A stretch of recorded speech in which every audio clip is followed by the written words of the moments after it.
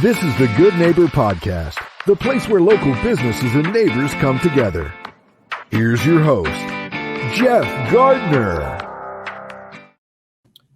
Welcome to another episode of the Good Neighbor Podcast. Today we have another good neighbor on, Garion Allen with Foundry, Annex. Garion, welcome to the show, man. Thanks for having me. Yeah, man, I'm looking forward to this. There's a good chunk of people that come onto the show that are either our clients or we've been watching for a long time.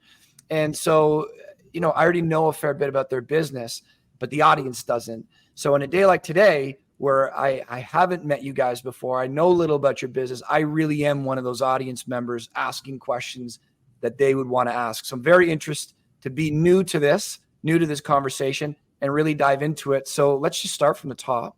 What do you do, Garion? What is Foundry Annex? So Foundry Annex is a lot of things. Sure. So I took over about a year ago, just out of pure luck. And the biggest thing that we wanted to do, and the biggest reason I took over, was I wanted to help businesses grow. And so one of the biggest things that we offer is our Business in a Box program, where we act as general contractors for businesses. Whatever you need in your admin and your back end, we help facilitate. So I love that, because our mission, as I was telling you before the show, is in the simplest form, our mission is to help businesses grow as well. But what does growth mean? There's so many pieces to the machine that makes up a business. Even just having one wealth-suited gear can make a difference, but maybe there's 100 gears. So your way of growing a business, you were talking more back-end admin, business in a box. Can we peel back the layers a little bit about that? Because we have a really good, what's the word I'm looking for? I can't think of a better word than combination of consumers, so B2C, and then entrepreneurs, B2B. I mean, every guest that comes on the show is an entrepreneur, and those are the people we're potentially looking to look at. But at the end of the day, it's all for the betterment of our community, the consumers. But there's a fair portion of entrepreneurs listening to this that could be benefited by your product. So what does business in a box mean? What does working on our back end and our admin mean? So yeah, we're really helping business owners reclaim their time.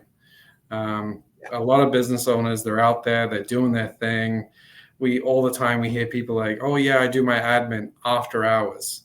And it's like, why are you doing that? Why are you sacrificing 7 days a week, 24/7 on your business when a lot of people start their business to be able to regain the freedom, to be able to make the shots, be able to say, hey, I want to go golfing. I want to go up to the cottage, whatever it is that they want to do.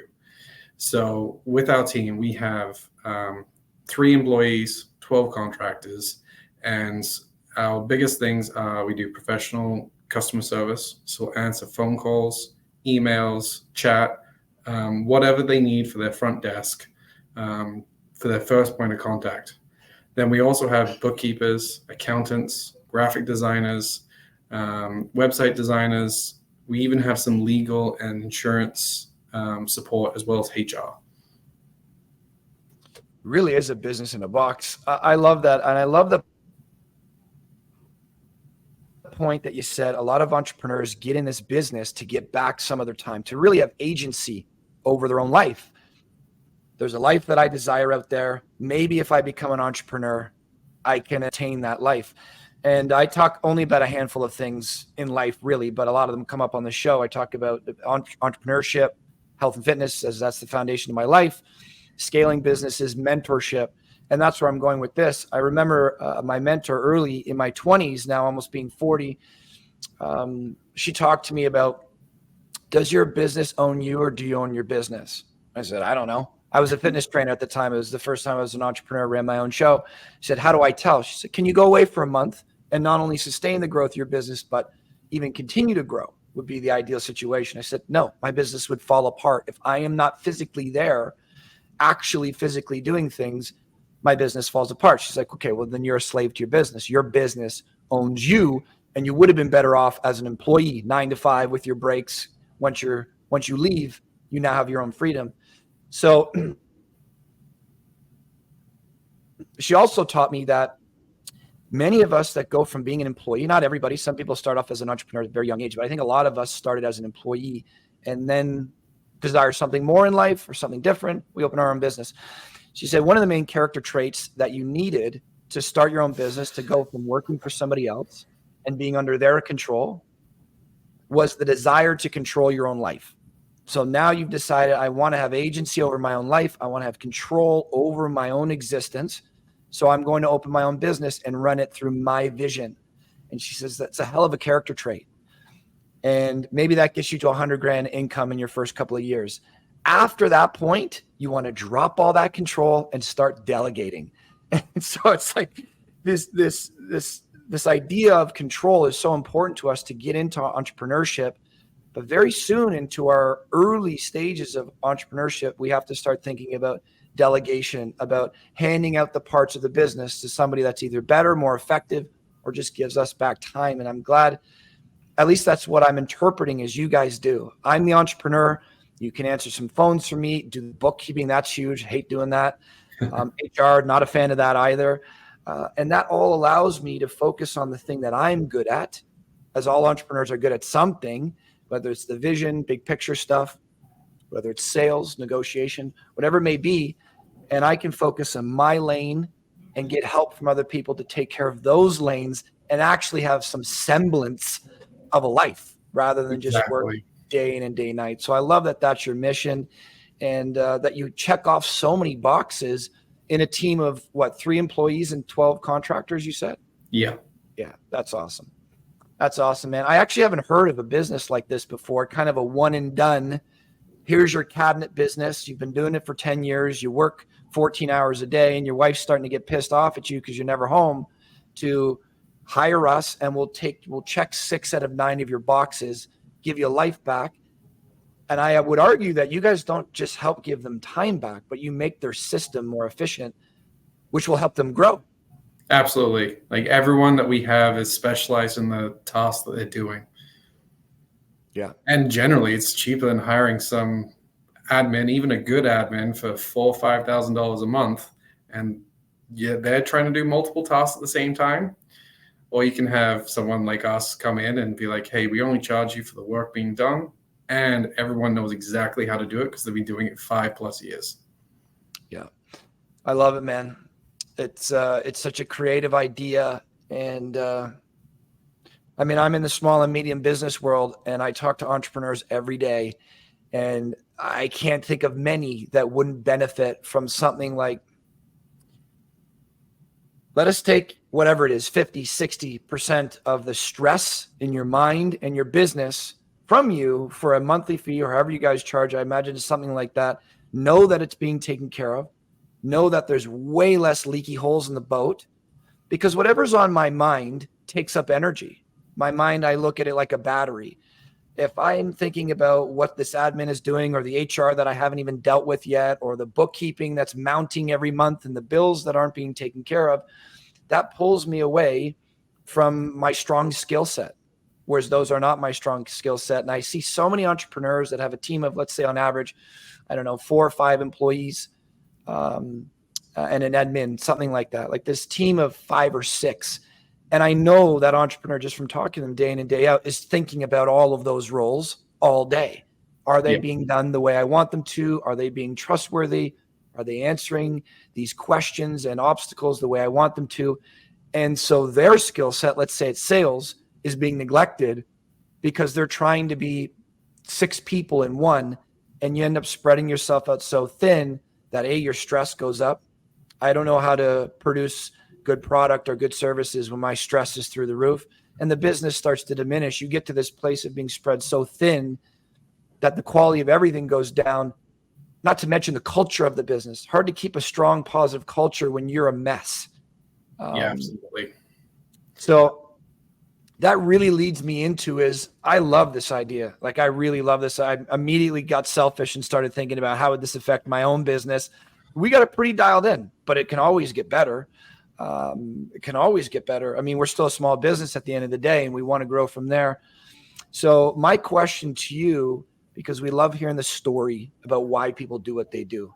Some people just do things. The people that I try to follow in my life have a very specific reason to do those things. You said you fell on it just out of chance, out of luck. But what's the story behind Foundry Annex? Why did you guys get into this? Why did you want to become an entrepreneur? As entrepreneurs, it's not easy. It's not for the faint of heart. As you know, you designed a business to help entrepreneurs while being an entrepreneur. So what's the story behind it, Garion? Well, we can go all the way back to high school for myself. Let's do it. Let's go all the way back. What was it, grade 10, grade 11, took the entrepreneur course in high school. And right there and then I knew this is something I wanted. I wanted to run my own business. I launched my first business when I was 20, just an IT repair company. Didn't go very far, didn't know what I was doing, but learned a lot.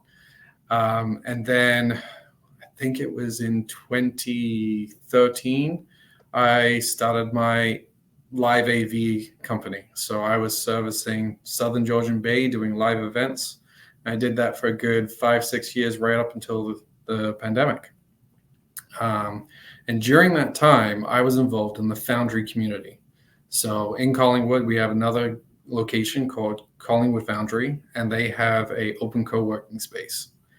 And so I was deeply involved in that the entire time I was running my AV company. Right before COVID, my wife worked at a company called The Clever Office, and I'll come back to that. COVID happens. Go do what you do during COVID. Whatever that is. Time. Yeah. I wasn't running a business during COVID. I was working for someone else. And then back in March of 2023, I left that position. And first thing for me was, let's go back to the Foundry community, see what's going on. I know I want to get back into self-employment. I got some ideas, but what's going to stick? And the Clever Office had approached the Foundry to see if they wanted to acquire them.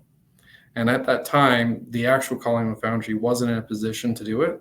So I said, hey, I'll do it. Let's partner up. Let's make this happen. And so we took over the Clever Office with my wife having previous experience and the Foundry Collective being there as a support to the company as it got acquired. So that's how we kind of fell into it. I was done one thing, looking for another, and they just showed up. So it's amazing timing in life, right? Some people say everything's about timing. I don't believe that. I think there's a strong argument to say timing is a vital piece. But you were putting that out there in the world. Like you wanted these things, you had these skill sets so that you could identify this opportunity and make it go from an idea to reality. If you didn't have these skill sets and you were a hockey player, wouldn't have mattered. But for the people that don't know, even for myself, what is the Foundry? When you say the Foundry Collective or the Collingwood Foundry, what does that mean? So it's a community of entrepreneurs, really. It was started, it's gone through a few iterations, but the Collingwood Foundry is owned by Brandon Houston up in Collingwood here. And it's 6,000 square feet, open co-working space, lots of community events. The Foundry Annex is literally what Annex means, an extension of the Foundry, where we have private offices and we provide these virtual professional services.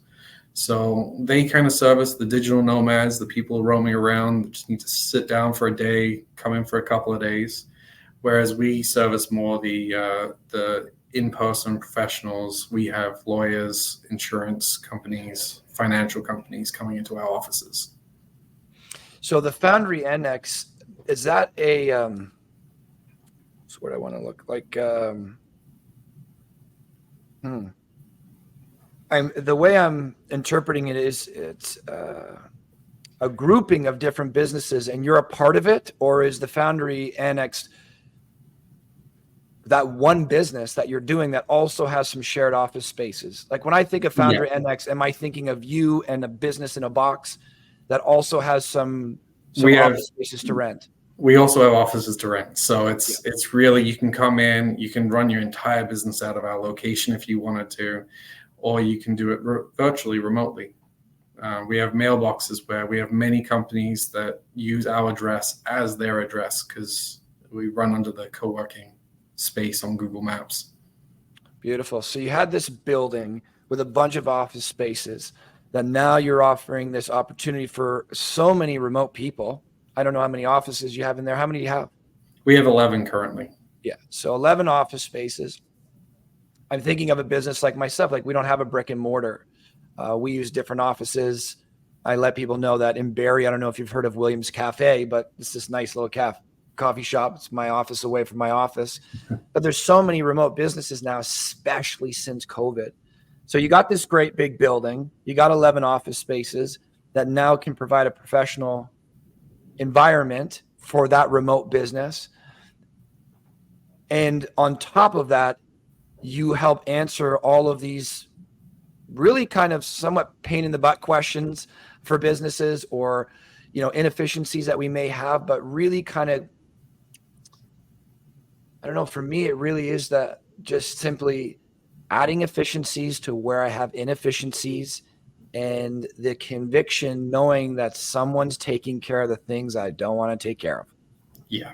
Yeah. The whole saying of do what you do best, farm out the rest. Surprisingly enough, because that sounds like something that's been around for a while. I haven't heard that before. Do what you do best and farm out the rest. No, it's great. I love that. And as long as I've been doing this, I haven't heard of, I can't even really think of any businesses that, there's some online services that I hear of here and there that I think say they do a lot more than they actually do, but nobody local. So I love that you do that, Garion. How have you been enjoying it this time so far? Oh, I love it. Every day, this is what I'm getting up for, to get out there, meet new businesses, help them try and solve a problem. Yeah, that's really what it is. There's something about the mind being attracted to problem solving. When you do the same thing every day, I think that monotony, some people like it. I can just march to the same beat every day, and kudos to you if you can. My brain doesn't like that. It likes butting up against an obstacle and finding the answer. And so do you also work with your wife in this endeavor?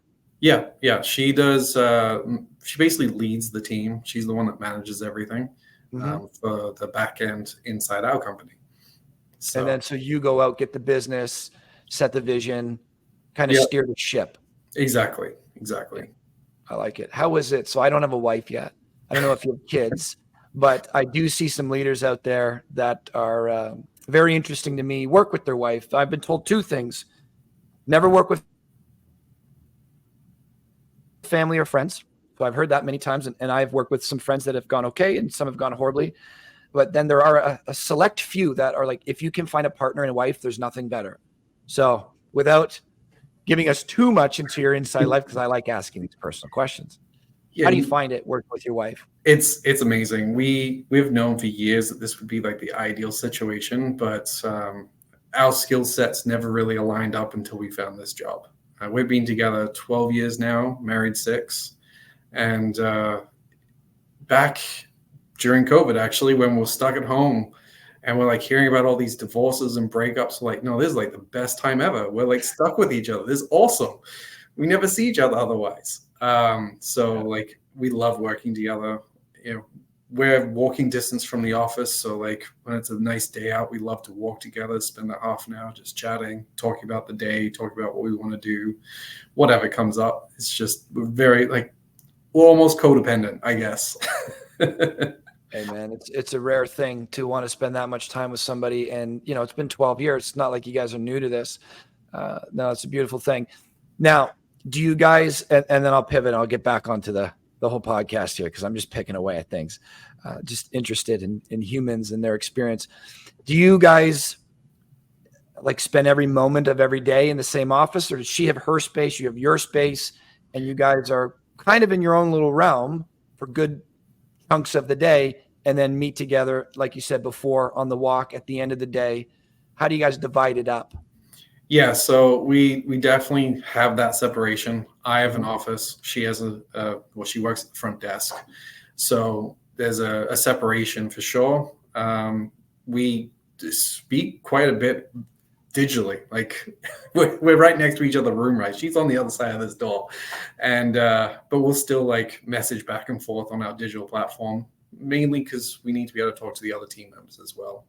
But that helps allow us to be able to focus on our own work without each other disrupting each other. Awesome, man. Maybe one day for me.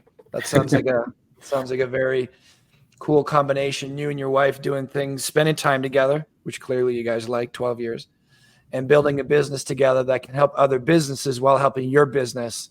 You've kind of melded together a lot of these things that I think people would have difficulty seeing them being melded together. So nice work, man. I don't think that was easy.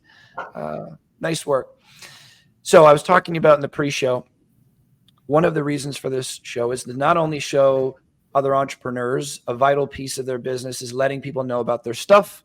And I think much more importantly is letting them know who they are as an individual, as small and medium businesses have the advantage of community over a large conglomerate, right? They're not attached to any community, nation, typically. They're just, Amazon is global, right?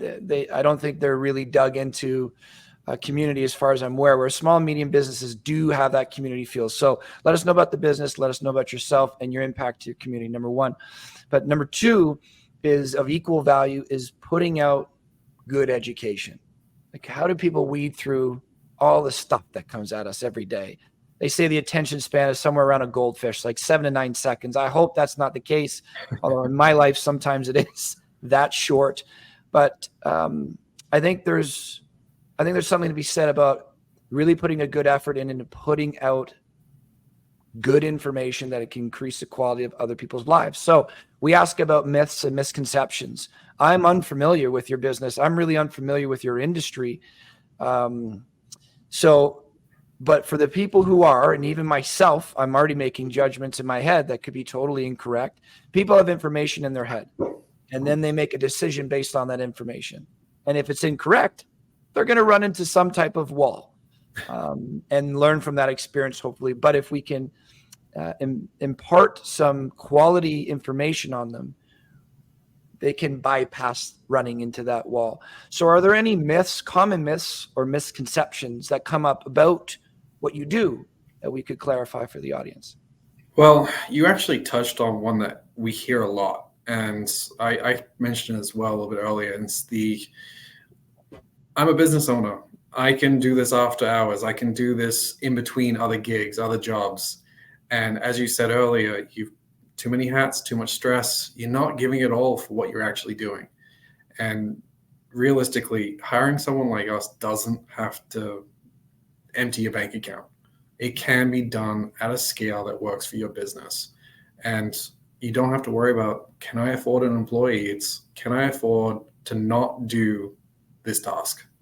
Like, if it doesn't get done at the best quality, is that best for my business? And can I afford not having 100% quality on it? That's the real question. Yeah.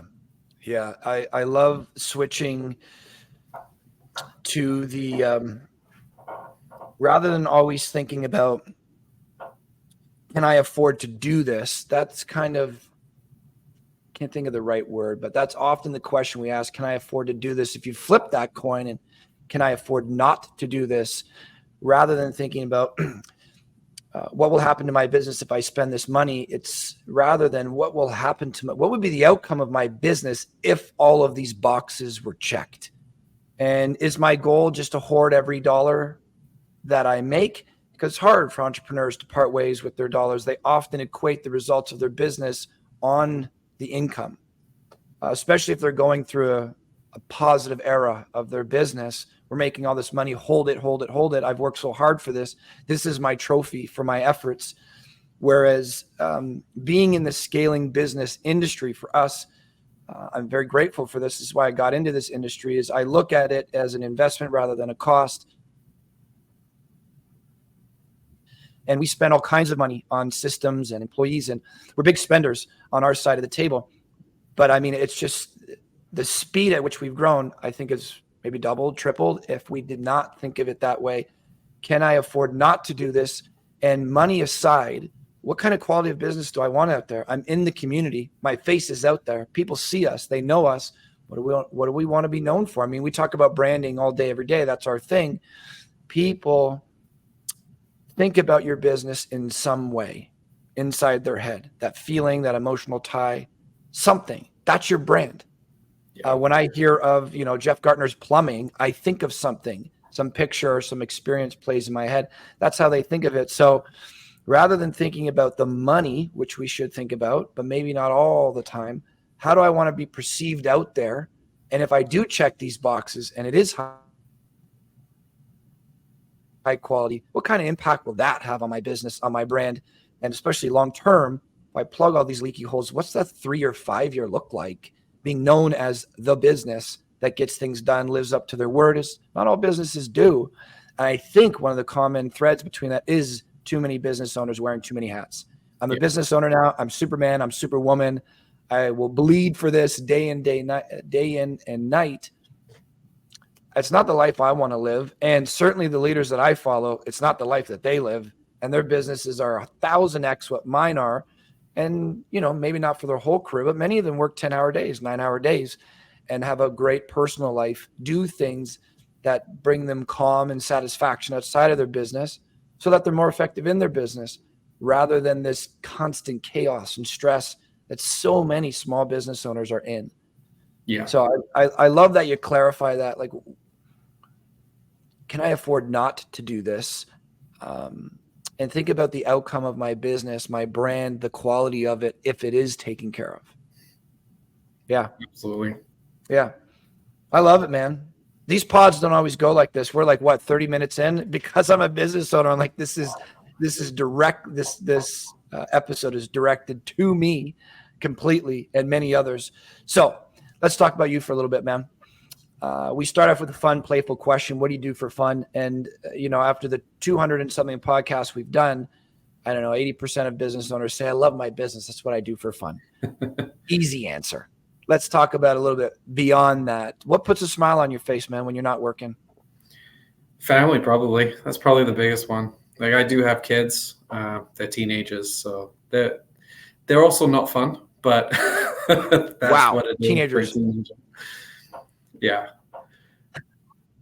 I would have pegged you at like 33, 30 to 32. I'm 35.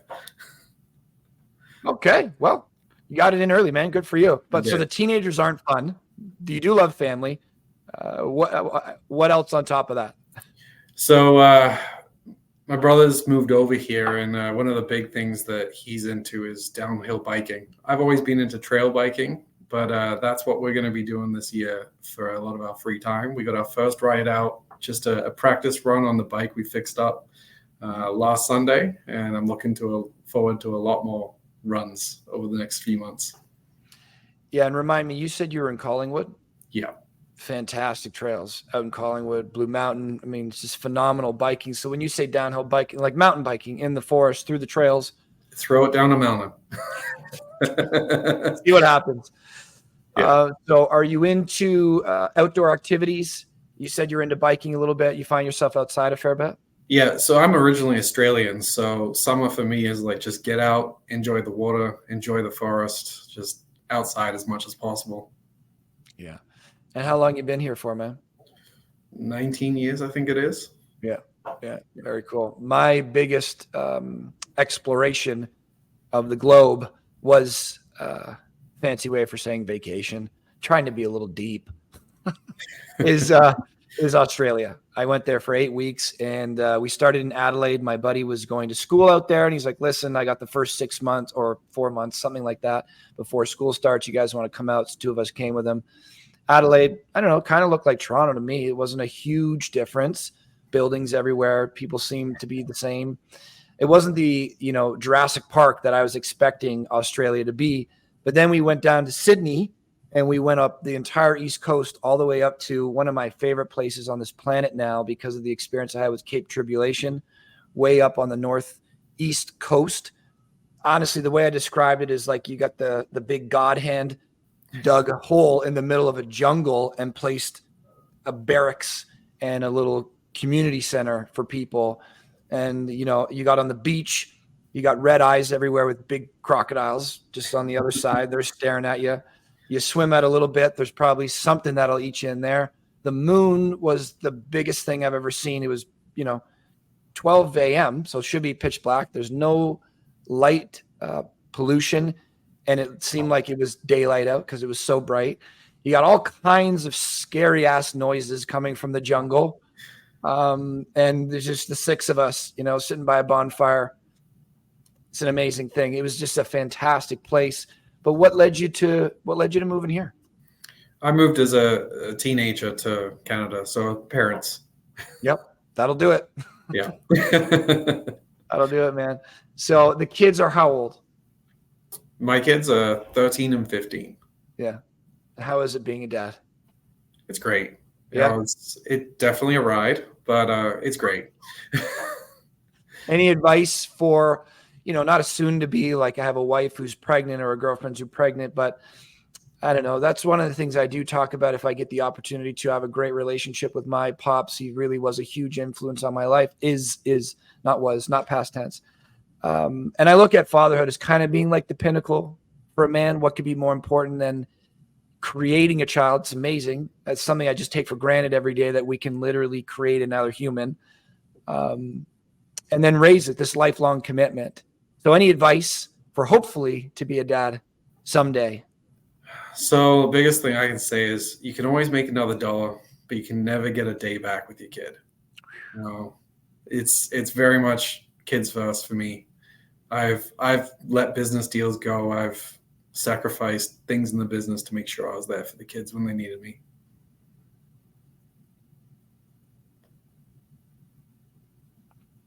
Love it, man. You can always make another dollar. You never get another day back with your kids. Yeah, I won't forget that one. Now, one of the things you're doing is helping businesses get some of their time back, right? Yeah. Check some boxes, build a more efficient machine. Do you practice what you preach? Are you a 12, 14-hour a day guy, or do you get that somewhat semblance of a balance? Yeah, no, we have a hard cutoff that 6 o'clock every day, business is done. So and we don't talk about business until we're on our way to work. So the morning is not affected by it. Love it, man. When do you guys start? 8, 9? Yeah, 8:30 is when we leave the house. That's when we're allowed to start talking about it. I love that you guys have very clear, bright yellow lines to do that, because I have found for myself some time constraints or some rule constraints to abide by if they have a positive outcome to be very effective. Like when I first started my business, it was, I'm going to wake up and work. And that was really it. That was the only statement in my head. When do you start? When do you end? It's like whenever the work is done. And I thought that was me being, I'm really going to give this my best shot. And so I don't stop until it's done. And I thought that was the most effective approach to being a business person. But I got a few business coaches, some great mentors in my life, had some great people to follow. And I actually felt that once I implemented these time constraints and these very clear rules to help me live a better life, not only gave me more time back, but I actually became much more effective during those hours. Rather than saying, my average day is 14 hours now, I get X amount of units of work done. Once I reduced it to 10, I found myself puttering around much less. I found myself answering or not answering as many not urgent, not important text messages or phone calls. Delegate that to another team. I really did find myself to be much more productive and burn less energy. Actually, I found myself to become more efficient. And then I got the enjoyment of my personal life, which again made me more effective. So I love that you have those rules. I hear many people do similar things, and I'm sure it's not because you don't want to get more work done. In actuality, it seems like we are more effective from hemming ourselves into this box a little bit. Have you found the same thing? Absolutely. And, there's those days where, something happens, whether it's work, personal, whatever, and you're off your game. If you can take the time off, it's probably best to take the time off, sort yourself out mentally, emotionally, before you get back into work. You can't, if you're not at your top of your game, how are you going to be able to put out the results you're looking for? It's great advice, man. I think it's hard for a lot of us to follow, but I really do think, what can you do in your life altogether? I mean, I look at life as the game we're playing. That's the big arena. Business is a facet of it. But what are you doing in your life that's bringing your stress up or your relaxation down or your focus down, pulling you at 100 different ways? Or the flip side of that coin, what can you do to mitigate some of that stress and bring up the calm and enjoyment. I find when we're enjoying stuff, we perform way better. If you're doing stuff, it's grueling, you don't want to do it, it's been going on for too long, there's no breaks. Yeah, I turn into a bit of a dick. People don't want to work with me. So it's like, I'm told by my team, time to go to the gym now, Jeff. Go have your meal, have a nap, whatever you need to do. Get out of our face. So I like it when I hear, because I don't know what I'm doing at the end of the day. I'm just a fumbling human. But when I hear other business people that specialize in growing business have these time constraints, use these rules, are spending out time in nature, are doing things with the family, all these things that some of us think we can't have. It's great to hear. It's actually quite refreshing to hear, okay, I'm not the only one that thinks this way, and it is effective for other people. So yeah, no, I appreciate you sharing that with us, me in particular, because you're kind of reinforcing some of the decisions I've made. Now, pivoting a bit more into you, I think a more meaningful question. That's why we start with the playful. But I don't know if you read the question. We ask about hardships, trials, and tribulations for the guests that come on our show. And I think for a couple of reasons. Number one, I think there is still a stigma out there that if you do not succeed at something, that means you failed and that you're not good at it. And you shouldn't tell people that because of fear of embarrassment or ridicule. I look at it as you're either winning or you're learning. Failure is quitting to me. It's giving up. And unless it's your final day ever, even quitting could just be a break for a time that could be beneficial. So I look at it as you're either winning or you're learning, both super valuable. There's one of my mentors, he says, go fail more. Like whatever you define as failure is not succeeding. Go do it more because you'll learn so much from it. And so that leads me into the second point of why we talk about these hardships is that every single entrepreneur that's come onto this show has gotten their ass kicked in some way. And the vast majority of them don't regret that ass kicking. So we like to ask the guests on the show, anything that you're comfortable sharing with us, personal or business, or the combination of the two, that when you went through it, probably didn't feel good, as hard has a specific symptom that us humans don't really like, probably didn't feel good in the moment, but when you look back in hindsight, could be anything. You say to yourself, there's no way I remove that ingredient because it was a vital ingredient to the recipe that is now me and has led me to enjoy my life the way I do now. Yeah. So the thing that comes to mind for me is second business when I closed it down. I closed it down because the kids were moving in with me, and an AV business meant that evenings and weekends, and that was not really conducive to being there for your kids. So I went through like an entire identity crisis. Like, this was me, this is my business. I lost 5 years, I sunk all my blood, sweat, and tears. I'm not even selling it. I'm just closing up shop. And that was a difficult time. Like, who am I? What am I going to do with my life next? I got to get a regular job. Kids need food. But I need to be around. I need to be home when they're home. And after, I think it was probably about 6 months it took, I finally came to grips that I was not my business and the business was not me. And I could go and do it again when I'm ready. And, a couple of years later, here I am again, right? So, like, for me, that was just the thing, just trying to understand that you can be more than you currently identify yourself as, and growth and change is not a bad thing. Yeah, that such a valuable lesson. Identity. I told you, and we were talking about in the pre-show a little bit, I do some peer support counseling at an addiction facility on the weekend. Just fills my cup. It's not a money thing. I've met few people so honest, so vulnerable, have so much courage. It's just a fantastic community, and I've been there for the last 3 years. We talk about the power of identity, not the positive. Power can be both negative and positive.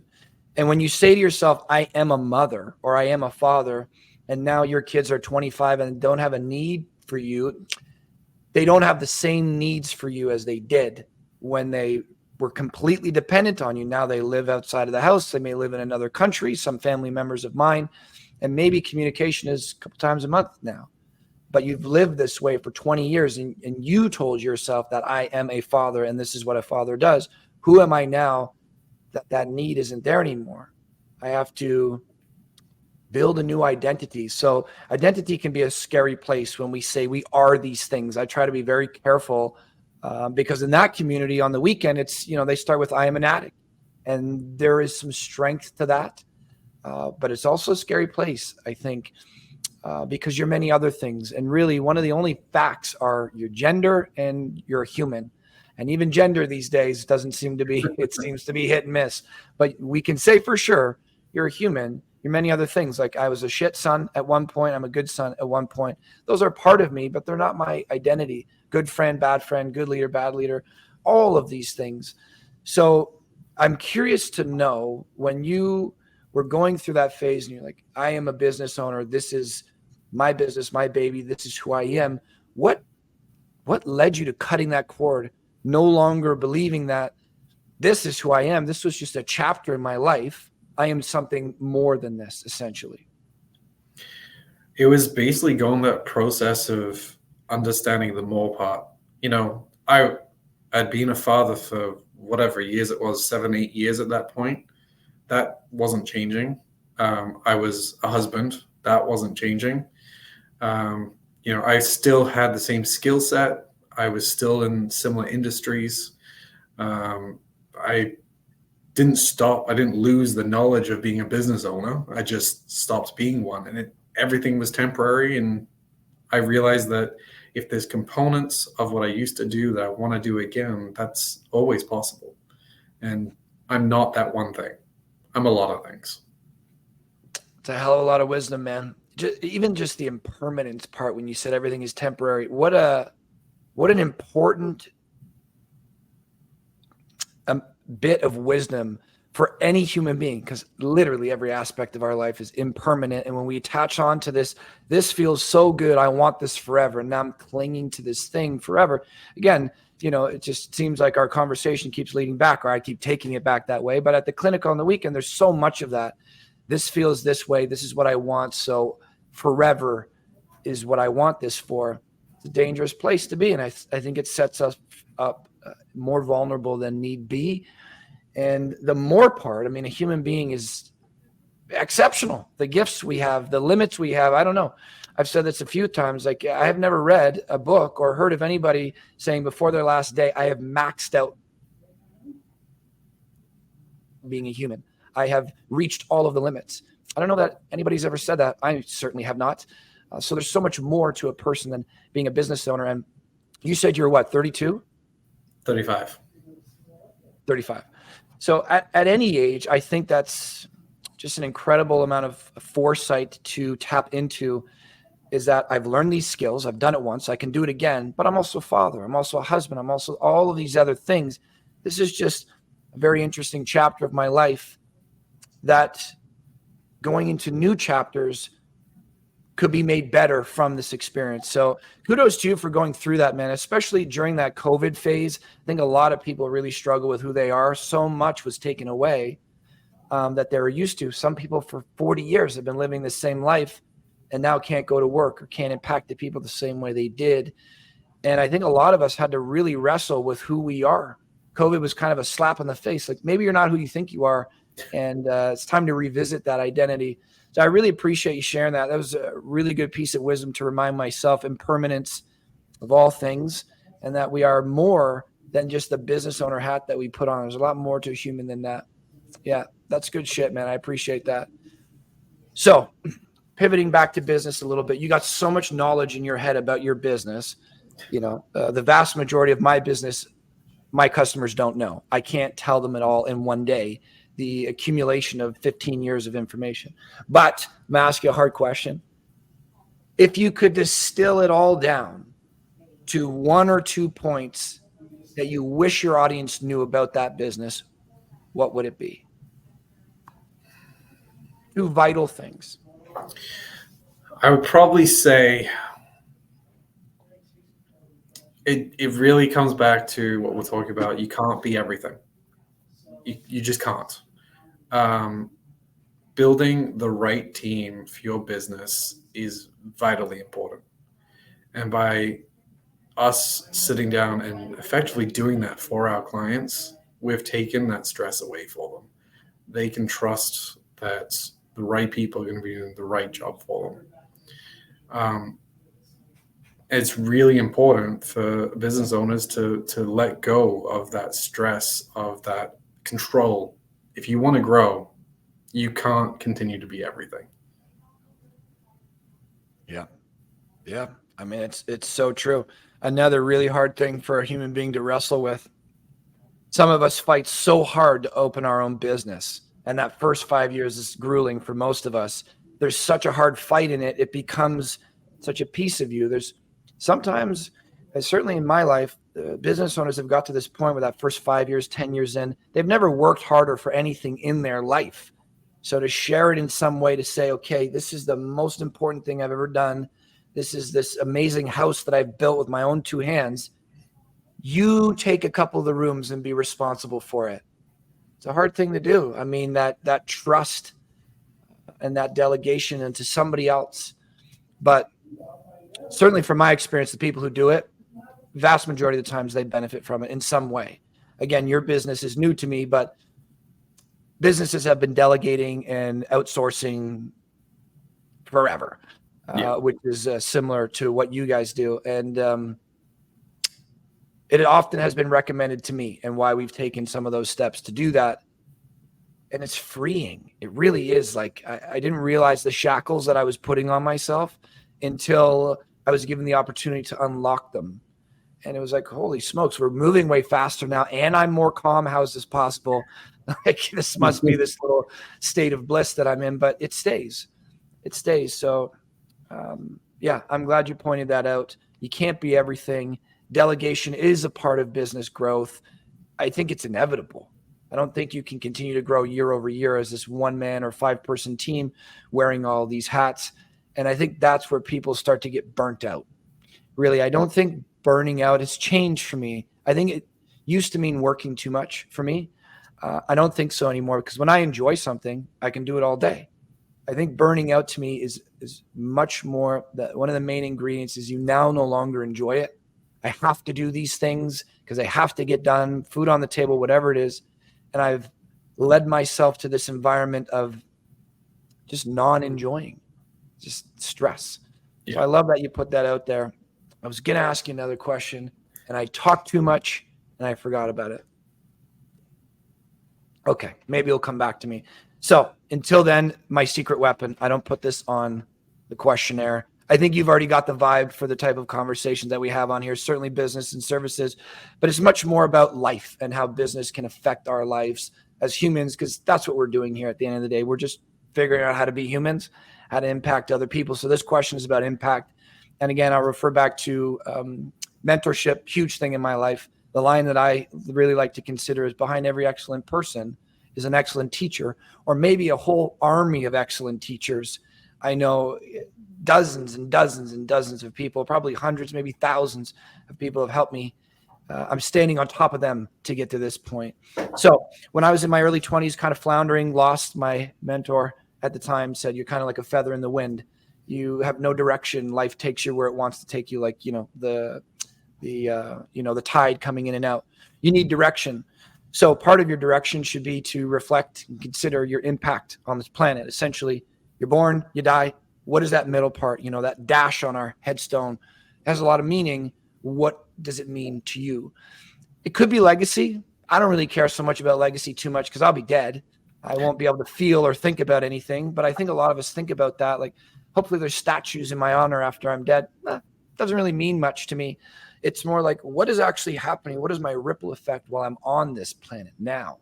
And can see, is it negative? Is it positive? What do I want it to be? So she encouraged me to think about my impact up to that point. I was 24, never thought of it before. Are you happy about it? Not happy about it? Pros and cons I had in there, 24 years old, didn't know my ass from my elbow. And then she said to me, she was one of the first that shared with me, impermanence, as we were talking about. Tomorrow isn't guaranteed. Time is very much out of your control. You can choose to do with your time what you will, but to get more of it, There's another vital ingredient in there that is out of your control. Call it God, call it the universe, call it whatever you want. But what do you want your impact to be for today? Because it may be the last one. And for however long you are here, ideally, what would you want your impact to be? Like, who do you want to be and how do you want to impact the world? So I think about that a great deal. I like to ask the guests on the show. I think a lot of us do think about this. And for some of us who don't, maybe they should. I think it's a vital question. So Garion, what would you like your impact to be? I just hope that every person I interact with, I bring some level of positivity to their life, whether it's reducing their stress, whether it's just making their day better. Maybe it's helping them think of something a little bit different that they're like, oh my God, why didn't I think of that before? Whatever it is, like the goal here is to help grow humanity. Like, you're right. I'm not going to be here forever, but future generations, whether they're my biological generations or it's someone else, I'm hoping they're going to have a better life. And I'm hoping that in some tiny little way, I've helped that happen. Yeah. So I thought you were going to say we're here to grow businesses, but when you said we're here to grow humanity, that's really how I look at it. Like, some people will think that's big picture stuff. Well, whether you call it big picture or small picture, that is what you're doing. In some way, I think we all are connected. I think our ripple effect goes way beyond what we can actually see. If I help increase the quality of your life, then you go to your wife, your kids, and they go to all their people and spread. And I think it's a very virtuous approach rather than taking your giving in some way and helping us evolve into a more effective species. I mean, really, I don't know if that's too grand of a scale. I like think of it that way because once it was proposed to me, I can't not think of it anymore. Now I think much more of how I'm affecting others and myself, because in one way or another, I think we are. So I love that that's your approach to life. It's so much more than just a small business with 100 customers. That 100 people has families, they have friends, they have communities, and it just goes out over and over and over again. And whether we consider ourselves like a small drop in the bucket, it's a vital part of that bucket of water. So I love that, man. It's great. How can people find out about you, Garion? Easiest ways are absolutely our website, email, call. 3 basic ways. Beautiful. So our website's foundryannex.com. Email is info@foundryannex.com. And our phone number is 705-532-1144. There you go, man. You heard it right from Garion. So if you're sitting at home and you either want to start a business, may not be a bad time to ask a question, or if you're in a business and you've been through the stages that I've been through, and probably 9 out of 10 out of other business owners, and you're like, how can I provide more value to my community? How can I get all the things that I want in life? Not that these are the answers to all the things we want, but how can I get more space for me, my family, greater impact on my community? How can I grow my business, be more profitable, provide more opportunities to other people? You might want to give them a call. Maybe they can check a few boxes for you. Certainly delegation has been one of the most important factors and hardest lessons that I needed to learn. And I ran into a lot of walls before I learned that lesson. So maybe a few people listening can skip that running into the wall phase. You've been a pleasure to talk to, man. Wise dude. You let me take you well beyond just the products and services, which I always enjoy. Yeah, it's been great. It's been great getting to know you, man. I appreciate you coming on the show. Thanks for having me. Absolutely, man. You have a great day. You too. Bye now. Thank you for listening to the Good Neighbor Podcast Midhurst. To nominate your favorite local businesses to be featured on the show, go to gnpmidhurst.com. That's gnpmidhurst.com or call 705-413-3775.